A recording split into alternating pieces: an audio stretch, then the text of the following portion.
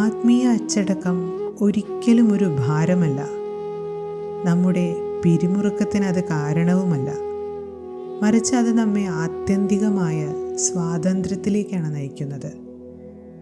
ജീവിതത്തോട് തന്നെയുള്ള ആദരവിൻ്റെ സ്വാഭാവിക പ്രകടനമാണ് അച്ചടക്കം.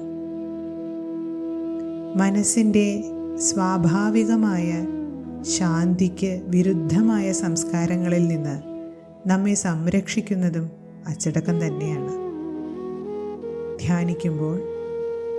ധ്യാനിക്കാൻ ആരംഭിക്കുമ്പോൾ ഇത് സ്വയം ഓർമ്മപ്പെടുത്തുക: എൻ്റെ മനസ്സ് എൻ്റെ ഏറ്റവും അനുസരണയുള്ള കുട്ടിയാണ്. ഒരു മാതാവിനെ പോലെ ഞാൻ എൻ്റെ മനസ്സിനെ ഒരേ സമയം മൃദുലമായ അച്ചടക്കത്തിലൂടെയും സ്നേഹത്തിലൂടെയും പരിപാലിക്കുന്നു. ഇത്തരത്തിലുള്ള ശുദ്ധവും ശക്തവുമായ ചിന്തകളാൽ നിങ്ങളുടെ മനസ്സിനെ നയിച്ചു നോക്കൂ. അത് എത്രത്തോളം കേന്ദ്രീകൃതമാകുന്നു എന്ന് ക്രമേണ നിങ്ങൾക്ക് അനുഭവിക്കാനും ബോധ്യപ്പെടാനും സാധിക്കുക തന്നെ ചെയ്യും.